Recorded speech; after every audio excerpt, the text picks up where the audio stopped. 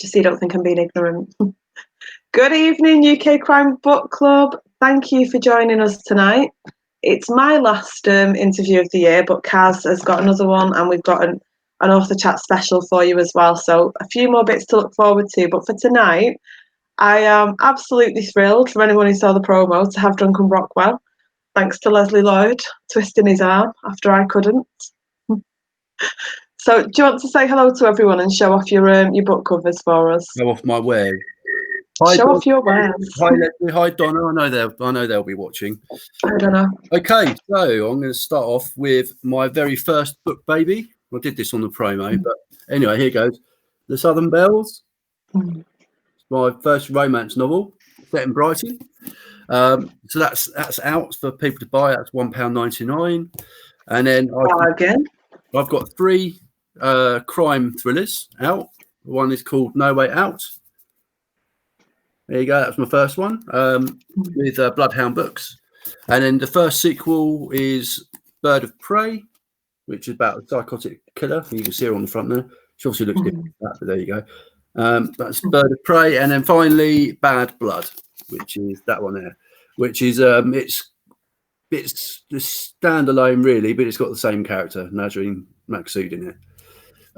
So there you go. That's my 3. They're the 3 that are out. 4 are out, sorry. And then I've got one that's on pre-order. Came out on pre-order yesterday, called Mr. Invisible. And if you can see the picture there, it's not very good, but there you go. Yeah, so that's Mr. It gives us an idea. And that came out on pre-order yesterday, so you can pre-order that for 99p, and it comes out on the 4th of January. And that's set in Australia and East Sussex in UK as well. So there you go. There's my busy times for you. Indeed. So the first thing I'm going to ask you is why the pseudonym Katie Simpkins? Where did that name come from? I needed a female pseudonym for that series. Yeah. Originally, it was going to be a series, but I've only done one so far. I've written the second, but I needed a female name for it, and me and Bex came up with it together. Originally, it was going to be Kitty Simpkins, but I thought, well, I don't know any Kitties, but I know lots of Katies. Yeah, a couple of Kates or Katies. So I changed it from Kitty to Katie Simpkins. We were just sort of sitting there and just came up with that. The name Simpkins came to mind, and we stuck with it. So yeah, we both thought that because it's a romance, it's better to do a female pseudonym than a male one. So yeah, plenty of authors still do it. Yeah, I do think Katie's a softer name than Kitty as well for a romance, if that makes sense. Yeah, it's sort of prettier, I think, isn't it? So, They're both lovely names. I think both would have done well, but yeah, I can see why you went with Katie in the end. Donna and Leslie say hello. Hello. So what has been the hardest part of writing the book so far for you? Are there any bits that you find easier? I always seem to start off really strong and then dip in the middle, which is probably quite obvious why, because it's the slowest part of the book. Obviously, you start off strong because it's the beginning, you're really into it, and then in the middle you struggle, but then you have a strong ending. That's generally how it happens for me. And I'm writing one at the moment called Marbles, which is set in a restaurant, a failing restaurant. And it's about a new chef that joins, and he brings the couple who are running the restaurant sort of good luck and all the customers around them. It's a heartwarming drama. I'm writing that at the moment, and I've just gone through that dip. I'm about halfway through, and now I've got over the dip. So as soon as we finish this, I'll be jumping on the keyboard and then carrying on with that. And then I'm hoping to have that finished by the end of December, and then I'll be editing it and then send it off hopefully at the end of Jan to Bloodhound if they want it. So, but you do write quickly. I average about 40 to 50,000 words a month. So if you think an average book can be anywhere between 70 to 90,000 words, I can probably get a book done in 2 months. Well, the first draft anyway. So, Which is insane when you realise that you work full time as well. Yeah, but it's the maths is actually quite easy, because if I try to write at least 1,000 words a day, and that's only about 3 pages, so it's not much. That's not that much. And if I'm really into a scene, I can knock out 1,000 words in 45 minutes to an hour. So actually, for an hour a day, it's not actually that hard. And if you do that, say Monday to Thursday, and you do, so that's 4,000 words. And then I can easily do 4,000 words on a weekend day. So that's 8, 9, that's 11,000 words a week. So when you look at it that way, it's not actually that bad. Still, though, I think that's pretty good going with a full-time job as well. So Leslie, before we started, said she's curious about your day job as a dental technician and wonders what other jobs you've had as well. So talk to us first about your current day job, and then have you had other jobs before that? I'm a dental technician at at Elite Dental Studios in Burgess Hill, in near Brighton. During the day, I do what's called finishing chromes, which is when you get a metal framework of a denture, and then it comes out, and you can't put that in the mouth; it'll be too sharp and jaggedy. So it's all about polishing it and making it soft, the metal softer and shinier, so it can actually be worn in the mouth. So I do that. It's a bit hard to actually describe the process, so I'm probably not going to even bother trying. But yeah, I've been working there for about 5 years. So I start work at about 7:30 in the morning, and then I get back about 3 to 3:30.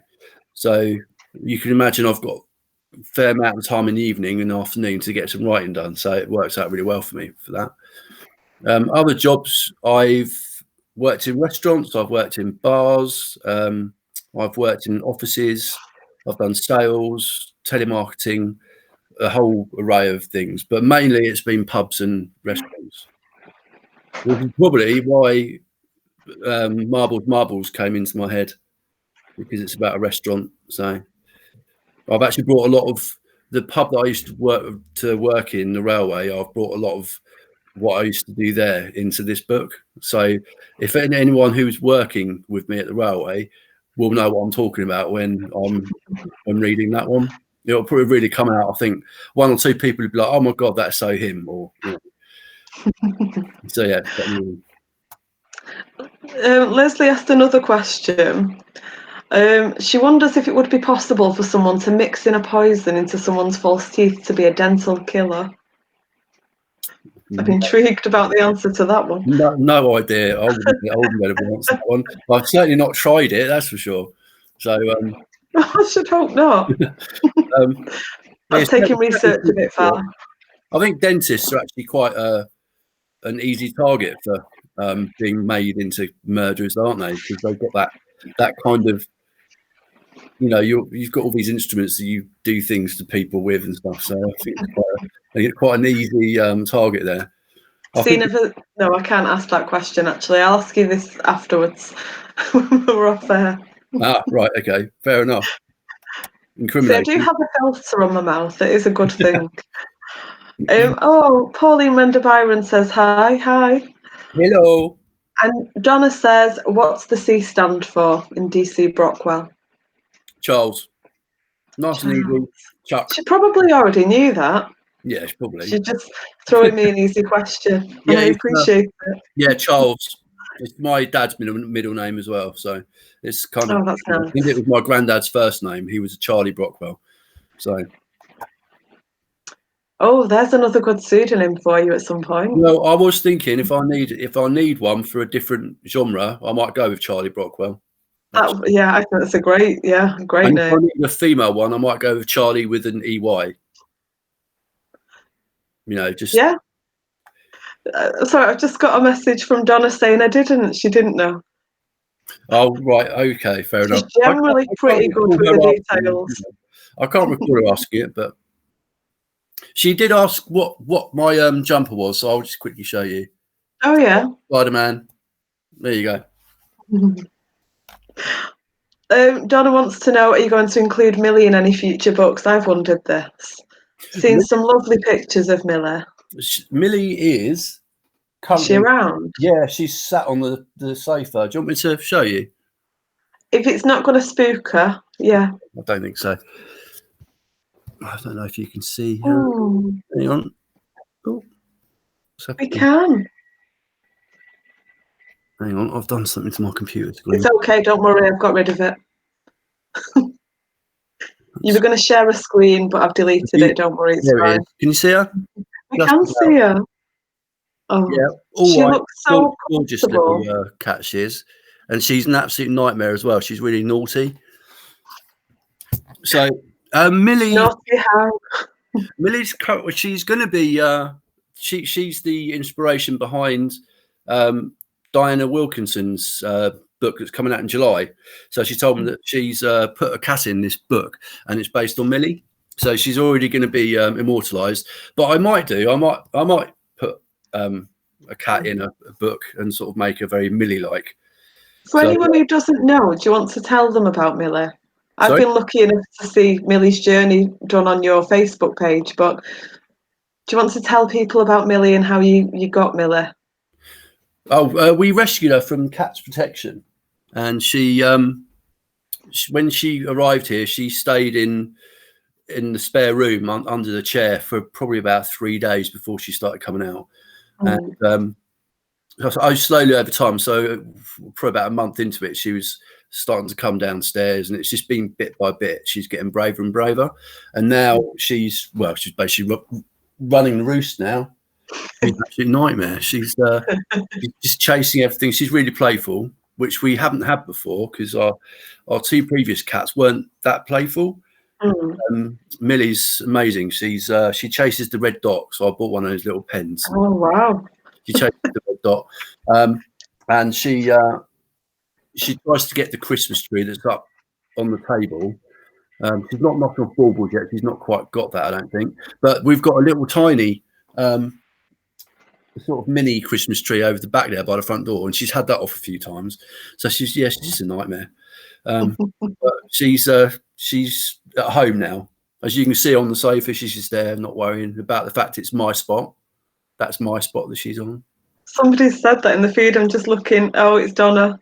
She's sitting in your bum space. Yeah. The bum crevice that I write all the books in. This seems to be an obsession with Kerry, Beavis, and Donna. Purple sofa with the bum crevice in the cushion. So there, and that's what she's doing now. She's just lying there, and she's happy as Larry. So there you go.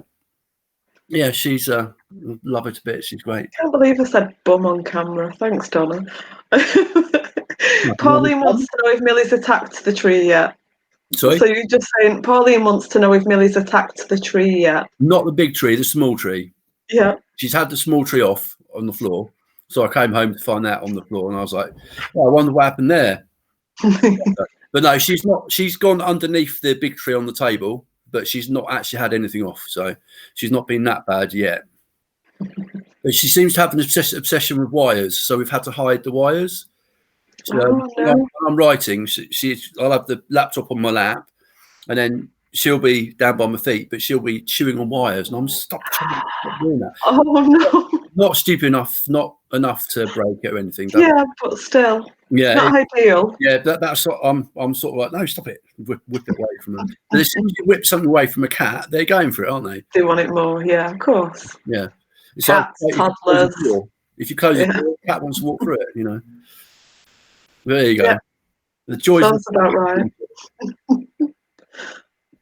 Valerie Keogh. Hi, Valerie. Says hello to us both. Hi, this is a really good question. You're such a nice guy. How do you come up with such gory murders? That's from Valerie. I watch a lot of films. Now, I'm going to be honest here. I'm not as much of a reader as I am a film watcher. I didn't think you were going to admit to that on camera. Don't get me wrong. I do read. I try and read. Well, I probably read about 15 books a year, but I'm not a massive reader. Is what I'm saying. But I am a big film watcher. Now, actually, my point is that I can watch a movie from start to finish, get the whole thing in an hour and a half, It takes me a damn sight longer than an hour and a half to read a book. Yeah. Therefore, I do watch a lot more films, and I'm a massive, massive horror film fan. So that's probably where I get an awful lot of my ideas from. And then my first horror novel, Hellingly, is really nasty. So, Valerie, you haven't seen anything yet. If we haven't seen anything yet after Cara, then I am really intrigued. Hellingly is off the charts nasty. The deaths in that are really original. I'm not saying this to pick myself up, but they are very original and very. We can let you pick yourself really up a little. That's okay. And really nasty as well. So I've cast that as my evil book. Ooh. Okay. It really isn't that nice at all. But it is a really, I think it's a really strong story. But it's if people don't really like the gore, then don't read it, because I don't mind a bit of gore in a book. I think I'm a bit of a wuss. I don't watch horror. Oh, do you not? Oh, I love horror films. I can read it. I can't watch it. Dehumanized faces, no, can't cope. And jump scares really bug me. Well, see, when I wrote Hellingly, I found this photo that what started it. Well, I found this photo of Hellingly Hospital, which is near where I live. It's only about a half an hour drive away from where I live, and the village of Hellingly had this hospital there, and it was a mental hospital, and it was abandoned. Right. It was abandoned in the 70s, and it didn't actually get demolished until 2010. So I set the book in 2009, like months before it was demolished, and this one picture just brought up so many ideas. It's a really creepy photo. So I'll see if I can find it. If you show me this photo and it creeps me out, we're going to fall out. It's not that bad, honestly, but it's it just sparked off so many ideas in my head, and then I came up with some characters, and then I thought, right, okay, well, I've got to have deaths, and so I thought we've got to start off with some deaths in the very first scene.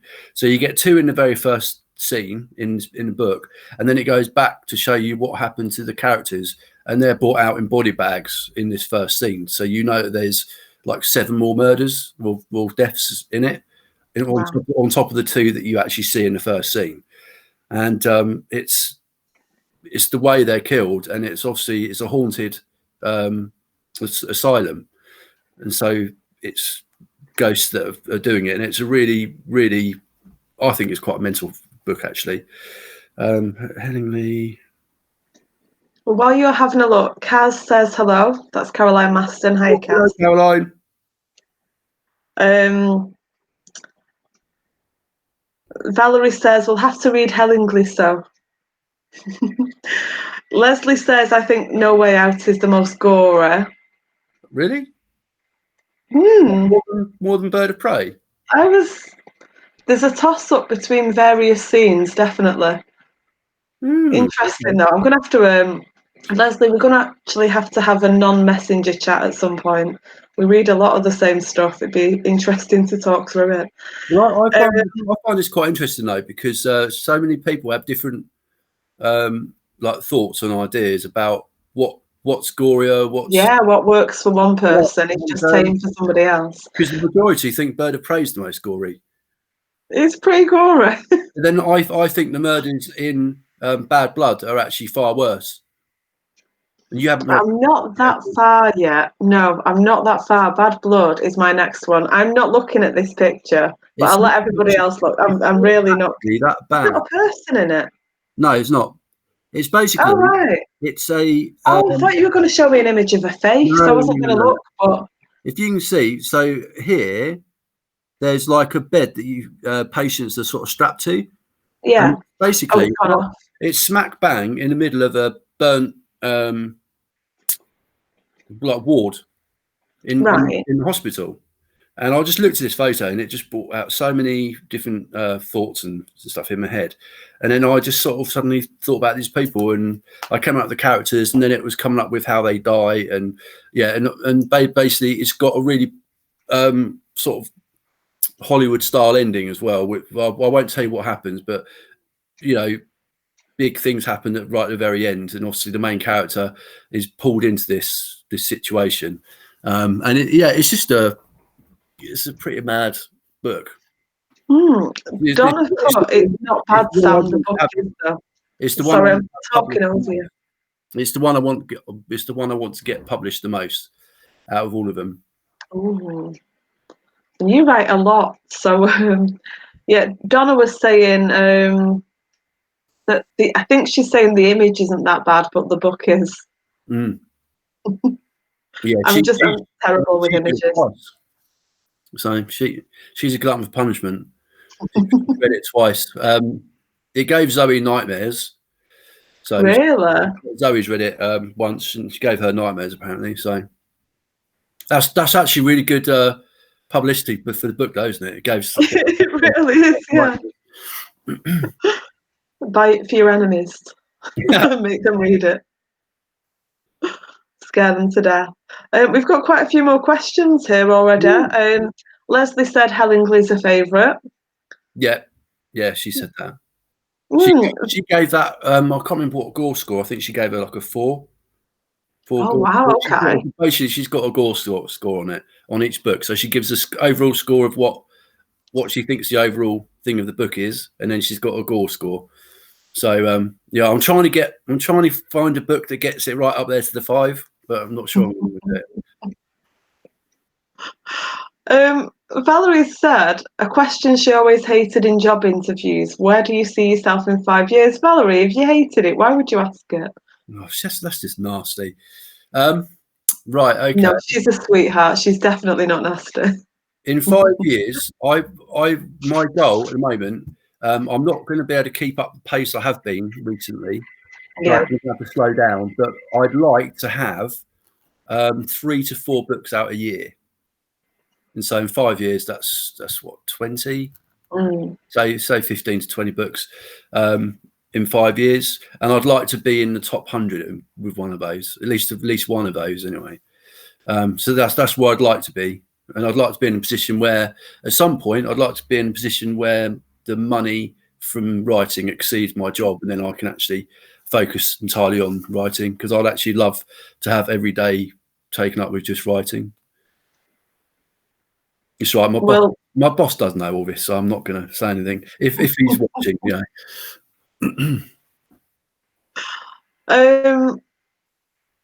Donna says she's read most of your books twice now, and Valerie says that Valerie's mean. For that question, the 5-year question. Well, it's funny because when I was, how long ago was it?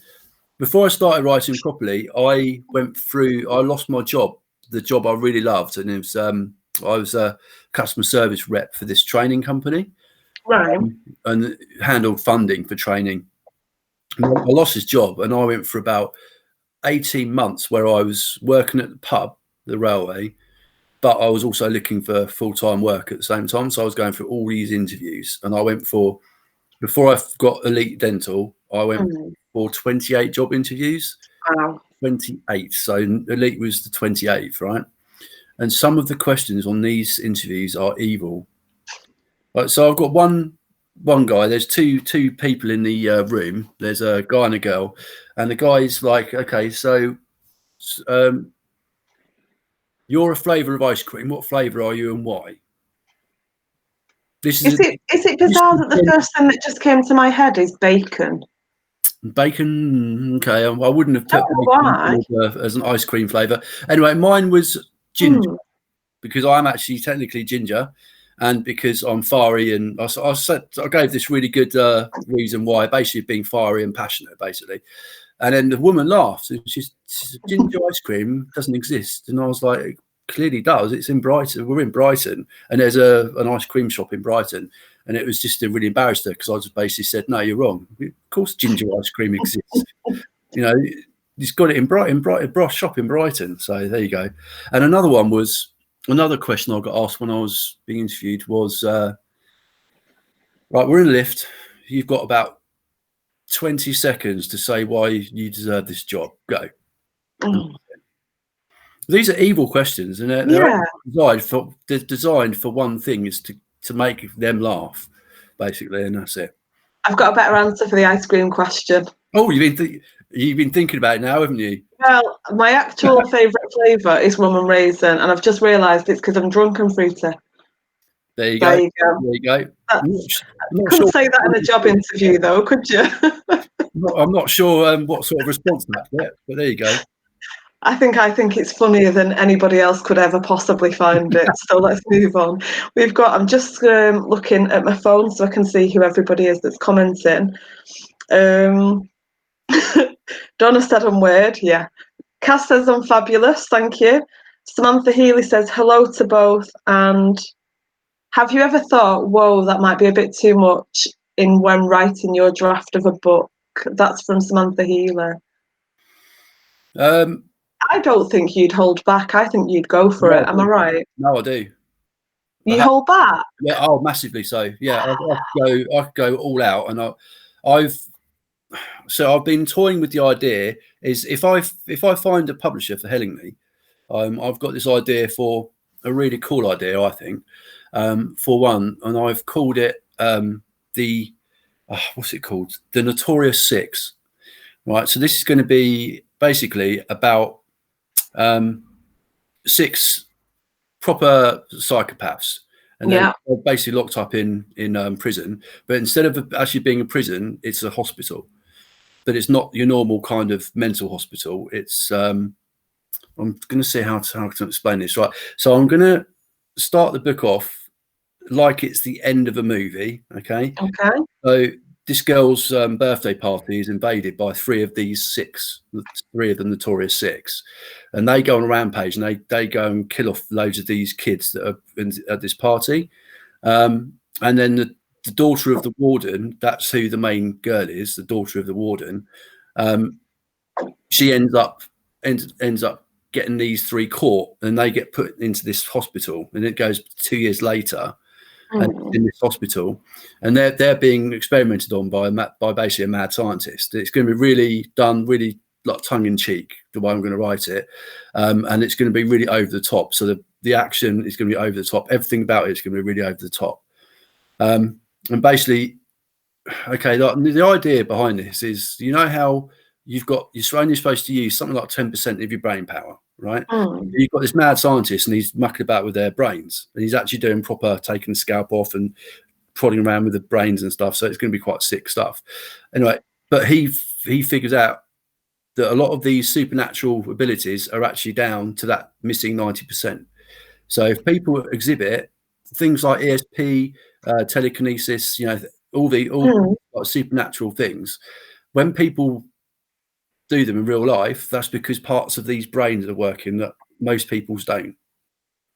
This includes astral projection as well, and so these people can actually come out of their bodies and like take over other people's bodies, their spirit. So they actually escape by doing that as well, and then basically they escape, and then they go on a rampage, and it's just going to be a mad book. I don't think I'll hold back on that one. I'm just going to go all out. So hopefully it's going to get a 5 on Leslie's gore score. I love that you've got your readers and you're just trying to up it to. Oh, massively so. I'm sick of getting 4 stars for or 2 or 3. What does she use? She uses like swords or knives for the gore. Yeah, they're like daggers, aren't they? I'm looking to get 4 or 5 out of that. So you never know. I know I did see Will Templeton do it at some point on his posts, but I've not done it yet myself. But we'll see. Maybe you'll be the first one. Who knows? Well, I'll remember to do it. We can but dream. Somebody's put "Bring it on." That is Donna. Pauline says, sounds like a great idea. Samantha Healy says, we heard it here first. The Notorious Six. There was something else. I don't know what it was. What made me laugh before? Oh, Daniela Curimora. Thanks, Daniela. Sam's face, that must have been me going like, wondering what the hell you were going to show me. I really thought it was going to be like some ghostly face, and I was going to freak out on camera, and I thought I'd rather look ridiculous with my hand over my eyes than my actual face crying on camera. It wouldn't be that nasty.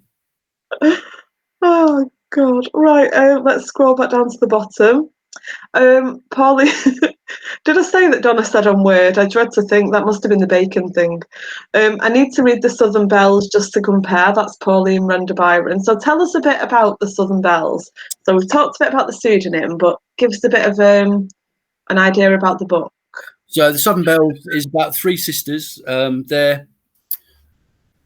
They're rich and they're famous, basically, because they've got a very, very wealthy dad. He's like a multi-millionaire. He owns a chain of hotels, and basically he dies in a car crash, but he ends up leaving a gaping hole in the company's finances. So the finances have been basically pilfered by people on the board, and then the daughters end up having to auction all their possessions and the house and everything they own to pay back this debt, but it ends up leaving them destitute. So luckily their solicitor gets a rat infested bedsit in the Seven Dials area of Brighton and live there, and he gives them, I think, about £2,000 until they get their wages from the jobs that they've got to now go and find. And so it's basically, the riches to rags story, basically, and it's all about their lives and about how they find love in the most unusual places. So it's basically three romance stories in one, effectively. It's quite a long book because there's quite a lot that happens in it, and you got the youngest sister she's not very bright, let's put it that way. She ends up getting together with a chef, and the middle daughter is really intelligent. She's really feisty, Georgia. She ends up falling for a guy who runs a soup kitchen in Brighton, and then Evie ends up falling in love with her boss, who's the owner of a coffee shop. So they're all quite they're all very lovely characters. But what I wanted to get out of the book was the sisterhood, the really tight bond between the three sisters. Even though they argue and bicker all the time, there's a really strong bond with that, and it ends up there's a really nasty character who's the oldest sister's ex-best friend, and she basically end up jumping into bed with Evie's boyfriend back in the day, and so obviously they're not friends now. But as soon as the girls lose everything, she's out to make it even worse for them. And so you've got villains in it, and it's just a really nice story, and it's quite a heartwarming story at the end as well. So and I wanted to write a series of that, and I've written the second one, but I've just not got around to publishing it yet or finding a publisher for them. So, is it the same with romance? Do you get kind of the middle and then it dips, and that's the struggle point? Yeah, the middle is definitely the hardest bit, because you generally expect a lot of action at the start, a lot of action at the end, and then in the middle it kind of peters out a little bit. So yeah, I think the same with every book. It's just the way it is. The middle bit's the hardest part to write, because the ending is generally the exciting bit. But then the start is quite exciting as well, because you're just starting a brand new project. And I absolutely love sitting there with a blank screen at the very start. Wow. I don't know how many authors would say that. So you literally just sit down, dry, and go for it. Yeah. Because I know what's going to happen at the very start, and I know what's going to happen at the very end. The middle's a little bit hazier generally, but I've got a rough idea of what I'm doing. So I'd say the age-old question: are you a pantser or a planner? And I'm definitely a hybrid of those two, because there is a lot of ideas come as I write. So there's an element of fitting that into it as well. So I leave a lot of wiggle room for other things to happen. So I don't plan. I know that some writers plan literally every chapter, and they know exactly what's going to happen. And then writing it's almost a formality because it's already done. I'm trying to think who is one. Anyway, I can't think of exactly who, but I couldn't do that. So I need to have a lot of wiggle room certainly with the middle part. You've got to have a plan of where to go from A to Z. I wouldn't start off with just like a name of the story and then just start writing. You've got to have a vague notion of what's going to happen when. So yeah, it's definitely a hybrid though. Wow. You just reading your stuff, I'm surprised that you're a pantser. You just expect a lot of it to be planned, but then I don't know. A lot of authors say that they'd be they wouldn't be surprised as they were writing if they knew what they were writing. So is that the same for you? Well, I'm not a pantser. I'm definitely a mix of the Somewhere in two. between, yeah. Yeah. So I plan. I don't plan it, but I know in my head what's going to happen and when. So I do have an outline of what's going to happen. It's just filling in the blanks, I think, is the pantser part of me. But none of that outline is written down? No, it's all in my head. I don't know how you do it. Because I generally write. I know what's going to happen in the next scene, and so I'll actually write that in. So what am I doing now? Marvels. I'm currently in July, and I'm kind of writing in what's going to happen in, say, August, September time. So there'll be a phone call and it'll be like, "Oh, are you available to do this in August or September?" That will be what happens in August, September. So you're almost like lining up for it to happen in the following, subsequent chapters. So yeah, that's so I do know what's going to happen. It's just, like I say, like little bits you're not quite sure of, or you didn't even know were going to happen, and they just happen because you go, "Oh, that's a really good idea. I'll put that in there." So that there is an element of that in it as well. Kaz always likes to ask people if they have a character Bible. So do you write anything down at all to remember things about previous books? So you've done the Nazarene trilogy. So did you have to keep any notes there? Yes. Yeah, you Okay. do. Yeah, because my my editor gave me actually, what is it? It's like a list, and it's A to Z for females, A to Z for males, first name, surname. So Okay. essentially, it gives you, say, 48 characters you can use. Obviously, the Q's and the some of the letters are a bit trickier to use. Yeah. Basically, you can use a character so that you're not doing duplicates. So, like, I'm a really bad one for this. For example, guys with the name D, with first letter D, I'd probably put 5 or 6 of those in there. So it'll be Darren, and all these other names all thrown in to the same book. And then my editor has come along saying, "You've got to change that because you've already got a D." It's like, "Oh, really? I've got to change all these names around." So there was an awful lot of, certainly with the first one, there was an awful lot of name changing. Now I write it. So when I come up with the character, I'm looking for a character with the letter G because it hasn't been used yet, that kind of thing. Just because, yeah, it's less confusing if you haven't got all these duplicates in there. Definitely. You don't want too many characters with the same letter in books because it just adds complication, doesn't it? It does, and it does get confusing, and it can put you off a really good book if you suddenly can't figure out who's doing what. Yeah, I'd go along with that as well. So yeah, I'm actually I'm really grateful to Morgan for giving me that list. So that's really helpful. So It's a really good idea. So do you use that for every single book? yeah, I do now. So ever since Mr. Invisible that I wrote, I've used that since Mr. Invisible, and I've written 3 or 4 since then. So yeah, so now when she goes to edit, it's not anywhere near as difficult because you don't have that problem of going, right, you need to change that, you need to, she hasn't got to do that anymore. So that's quite really handy. So the training you one step at a time. Yeah, no, but that's what you need though, isn't it? As a writer, you need to know how to do it and when, and if there's a bugbear of theirs, and it's up to you to not do it anymore. And that's it. So there you go. Yeah, it makes sense, and it's a blooming good idea to have a list as well for each book. Yeah, and then you can go back to it and you go, right, okay, what name did I use for that letter back in that book? And, you can go back and see all the names you used previously. So yeah, it's really handy. So Somebody's just asked a question. It's Donna. Would you include some of your readers in your books? Should we make Donna kind of a really heinous, dark character? I could do that, no problem.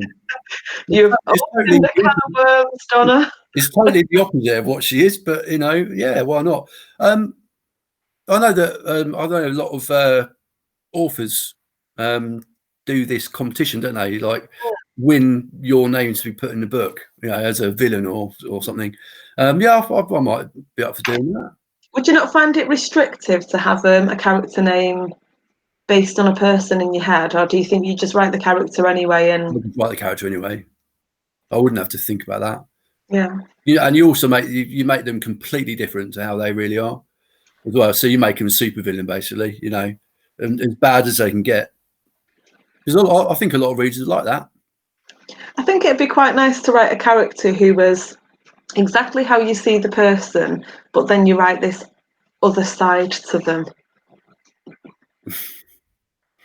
The way you said that sounded really sinister. This side.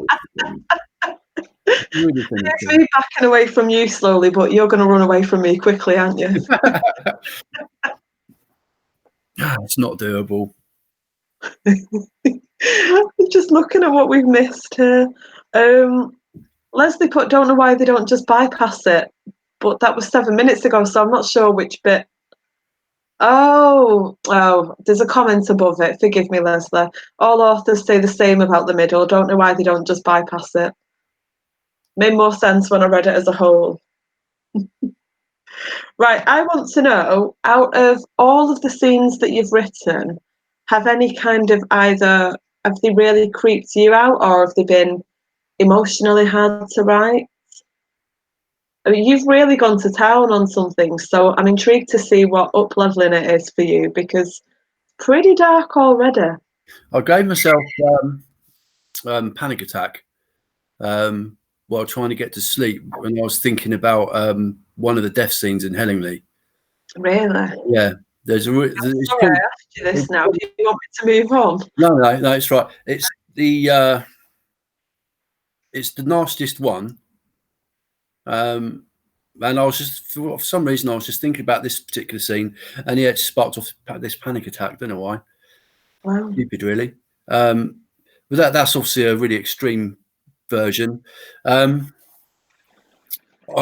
found it quite draining writing the Southern Bells, because there's a really the ending was really emotional, and I find doing romance can get like that sometimes, or the really really heartbreaking ones. Also, with Marbles, there's some really sort of tear-jerky moments in that as well. And writing this emotional stuff, it's obviously going to take its toll eventually. Yeah, of course. They're characters you live with them for ages, so they're like almost friends of yours. To see them going through this really hard time is quite involved. And sometimes I basically write what I feel like writing at the time. So sometimes it'll be crime, other times it'll be horror, thrillers, and then romance. And I think the romance and the more heartwarming ones is because I've been writing too much of the horrific stuff. And then you just I just need a break from that. Let's go and do a a nicer, a more light-hearted read. So yeah, I think there's definitely an element of that to it.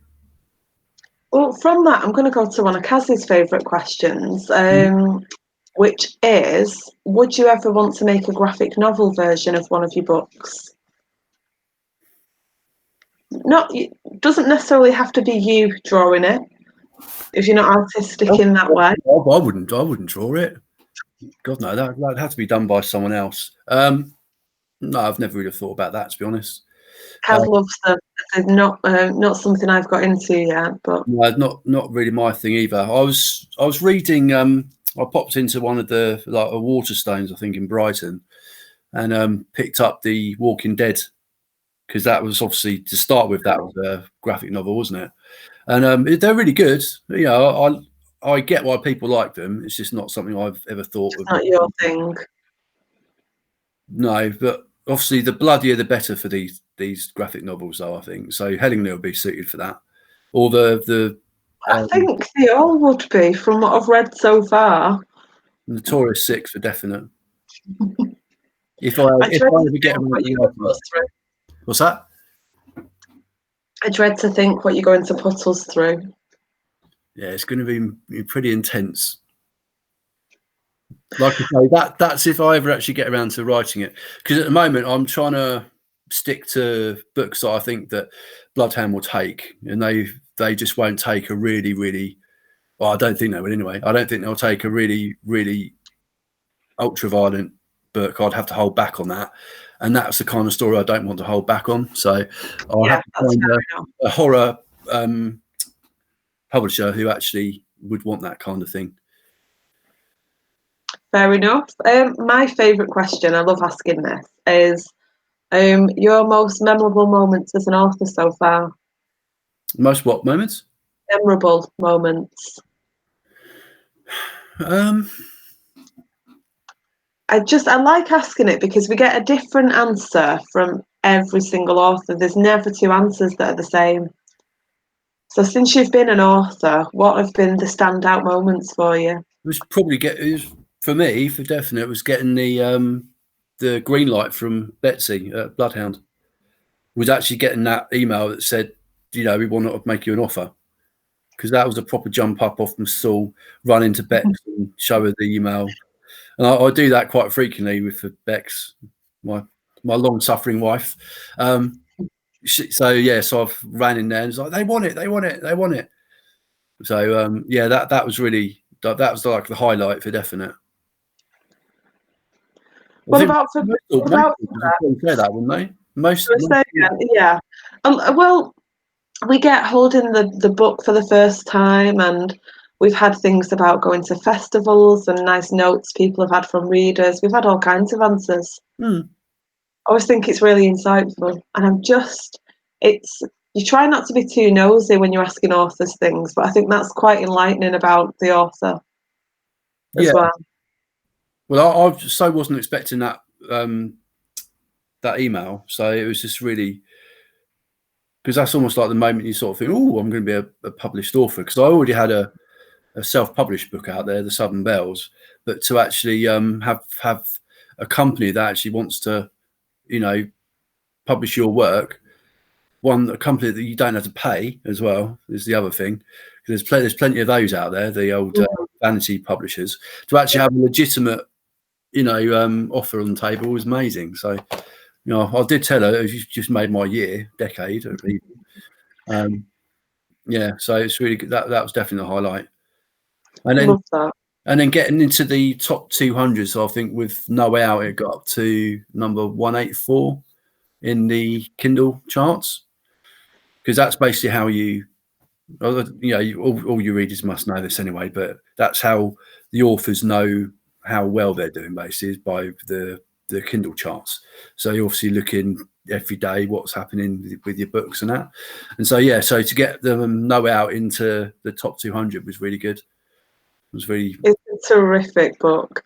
I mean, you know how I feel about the book because I've told you. So it's so different. I mean, I want to ask you to talk about it, but I don't know how much you can say without kind of giving away anything about it. Well, it was my first one, and I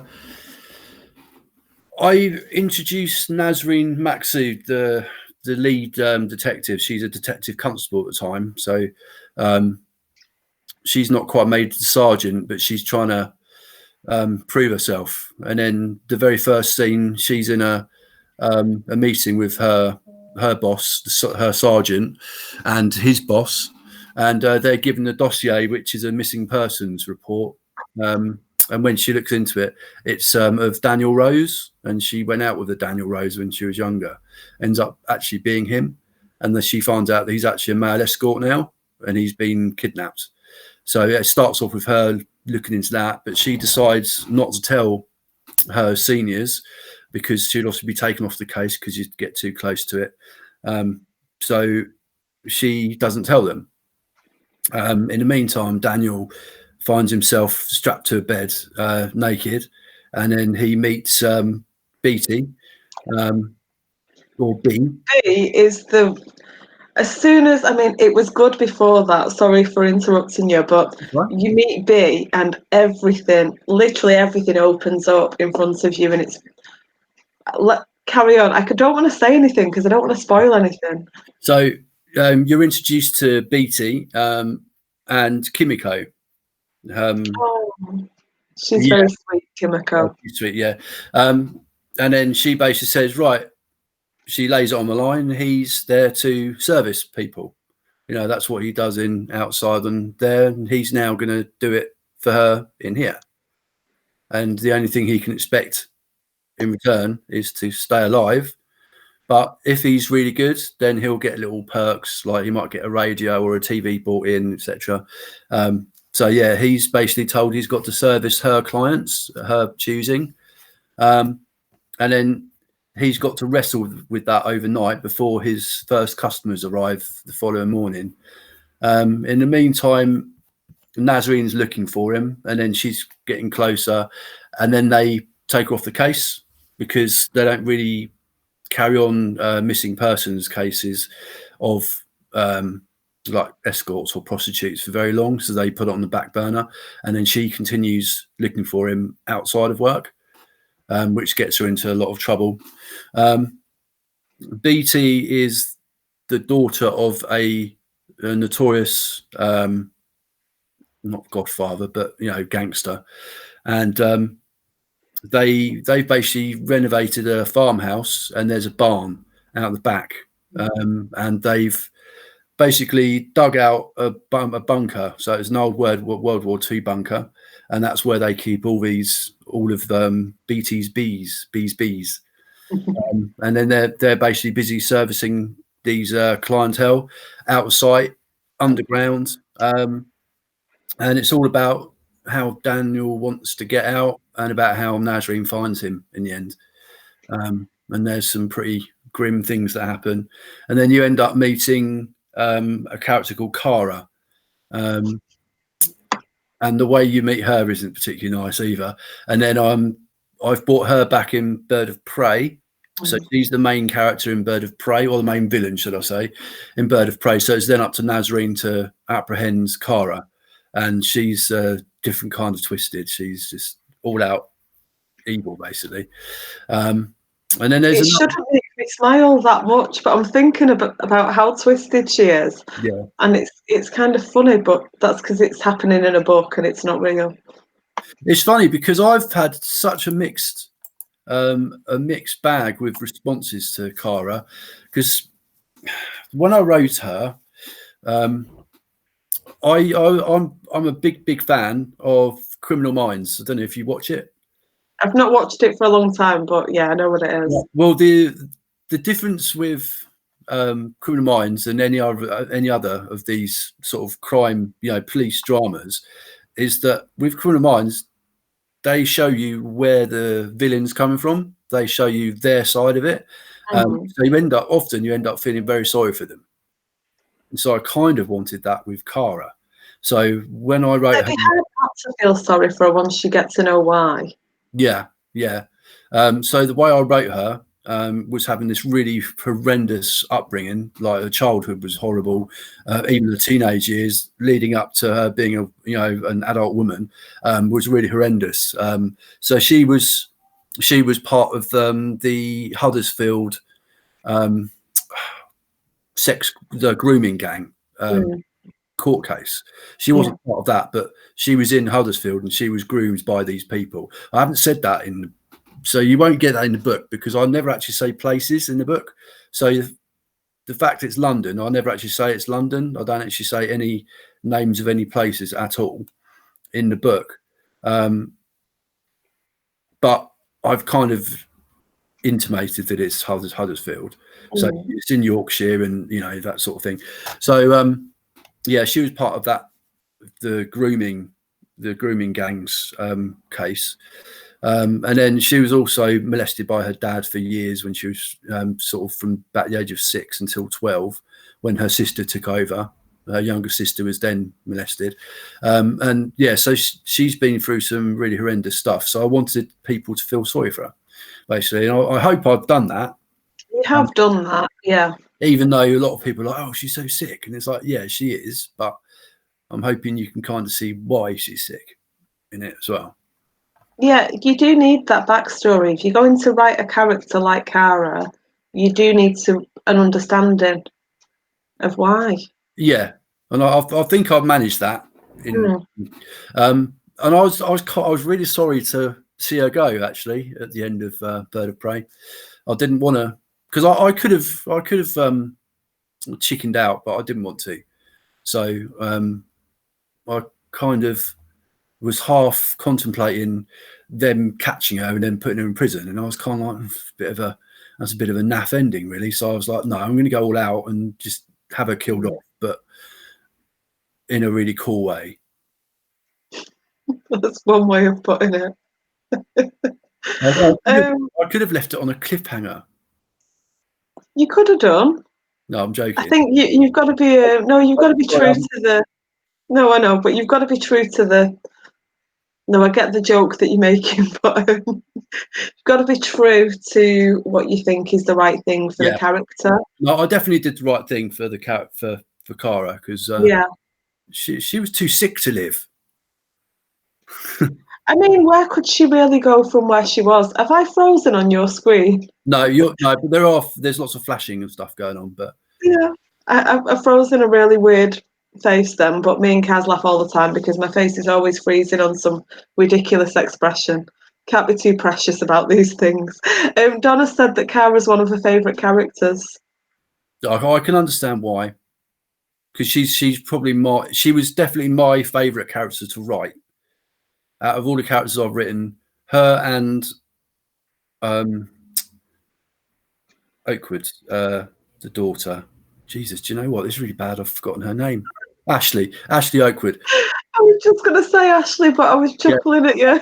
Ashley Oakwood and Cara Mooney are my two favourite characters to write, and that's only because they go start raving mental. Basically, they go all out violent, and that's why I like those characters, and they're girls as well. So I like doing that. Because I prefer writing women to writing male characters. Well, yeah, I kind of thought that you might do, because obviously you've got a lot of the strong women, but they're not just strong women. There's a lot more to them than that. What does Bex think about your characters? Does Bex read the things that you write? She does. She reads the ones that aren't too out there. She's only read parts of Hellingly, and she's left parts out because they were too violent for her. She recently read Feral, which is the last book I wrote, which I haven't found a publisher for yet, but it's really violent, and she's just not really into all that. So she read it, but she didn't really enjoy it. She didn't say that, but I got that impression. Which is fair enough, because it's not going to. It's not for everybody. Yeah, of course. It's not violent in the way that Bad Blood is, or the No Way Out is. It's very much. It's a lot more realistic. It's set in Portsmouth, and it's basically about a family, a really violent, nasty family moving into a really normal family next door to them in Portsmouth, and it's actually the old road that I used to live at in Portsmouth. So I've set that as the main road, and it's all about the things that happen with this family, the Vile family, and how they intimidate the residents of this street and what they do to them and stuff. And it's not a very nice story. It's a great ending to it, because basically the street all gang up on them and stuff, and it's just really good. But it's quite a violent novel, but it's probably the most action-packed of my novels. So I was saying about the middle section being a drag. This one wasn't, because there was so much going on all the way through it. So you just wouldn't have time to let up, because every single chapter there's something happening, and it's showing you. What I've tried to do in that book is it starts off with he's a traffic warden, and basically he's strangling his next door neighbour. And so obviously when you're showing such an emotive, I don't know if I actually find that so funny, but that's quite an opening. Yeah, well, basically what he does, it's set in a pub in Portsmouth, and they go to a lock-in, and it's just the traffic warden, the main guy, his next door neighbour, who's a complete arsehole, and the pub owner. And they go upstairs, and then they get this guy drunk.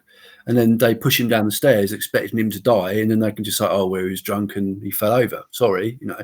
But he actually ends up being alive and just having a broken leg. And also they're like, oh, shit, what are we going to do now? They end up taking him down to the cellar, and the traffic warden ends up strangling him with a extension cord lead and with a plastic bag over his face. So he ends up strangling him. And as he's strangling him, I set the story back 18 months earlier, and then it goes all the way through these 18 months building up, and it shows you what's happened and the meeting of these people. And basically it's all because the traffic warden gives the guy a ticket at the start. So that's how it all happens. And so he's like, oh, you bastard, your job's worth, etc. Right. And then it really escalates and builds up until it gets to the part where he's strangling him again. And so it really shows you the build up, and it shows you why he's gone and he's actually killing this person. In the meantime, his son is really going through a bad time with the next door neighbour's son as well. And he ends up getting his own back on the son.